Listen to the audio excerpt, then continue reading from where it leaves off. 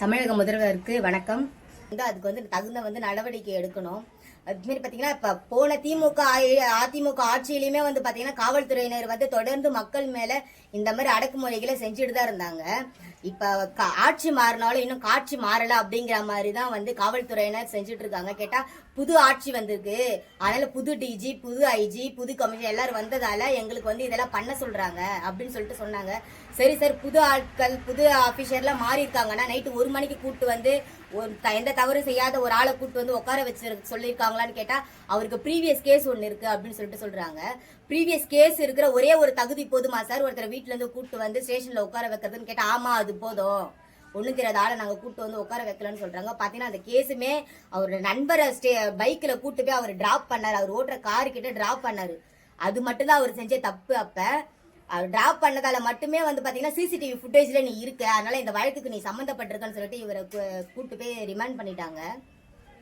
தயவு செய்து தமிழக முதல்வர் ஒருத்தரை கைது செய்யும் போதோ இல்ல அவர் எதற்காக கைது செஞ்சாங்க, உண்மையான காரணம் என்னன்னு பாதிக்கப்பட்டவங்க கிட்ட ரிமாண்ட் யாரை கொண்டு வராங்களோ அவங்க கிட்ட கேட்கணும்னு சொல்லிட்டு ஒரு ஆணையை பிறப்பீங்க.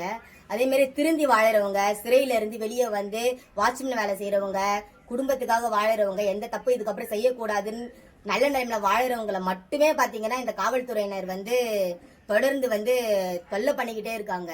நைட்டு 2 மணிக்கு 1 மணிக்கு வீட்டுக்கு போய் செருப்பு காலால மிதிச்சு எழுந்துடான்னு சொல்லி காலால தட்டி எழுப்புறதெல்லாம் எனக்கு கம்ப்ளைண்டா வந்தது.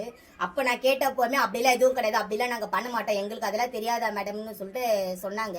இப்ப மறுபடியும் அதை தான் பண்றாங்க அவங்க. தயவு செஞ்சு தமிழக மக்களை எங்களுக்காக நாங்க தான் உங்களை ஓட்டு போட்டு ஜெயிச்சு வச்சிருக்கோம். நீங்க வரணும், நீங்க வந்தா இந்த ஆட்சி எல்லாமே மாறும், இப்ப நடக்கிற கொடுமைகள், இப்ப நடக்கிற சமூக சூழல் எல்லாமே மாறுங்கிறதுக்காக தான் உங்களை ஓட்டு போட்டு வர வச்சது. தயவு செஞ்சு எங்களுக்காக நீங்க உதவி செய்யுங்க. SC/ST ஆக்ட்ல நாங்க கம்ப்ளைண்ட் கொடுக்க போறோம். எங்களுக்காக முதல்வர் அவர்கள் எங்களோட வீடியோவை கொஞ்சம் பார்த்து எங்களுக்காக உதவி செய்யுங்க. ஒரு வழக்கறிஞரா எங்க வேணா போய் எங்க கிளைண்ட்டுக்காக நாங்க பேசலாம், அதையே காவல்துறையினர் தடுக்கிறாங்க. நீங்க வழக்கறிஞர் பாதுகாப்பு சட்டமோ வழக்கறிஞர் எங்க வேணா போன்ற சட்டத்தையே தொடர்ந்து நாங்கள் வழக்கறிஞர் முன்னெடுத்து வச்சுட்டு இருக்கோம். அதுக்கு ஒரு தீர்வு தமிழக முதல்வர் ஐயா அவர்கள் எங்களுக்காக செஞ்சு கொடுக்கணும். நன்றி, வணக்கம்.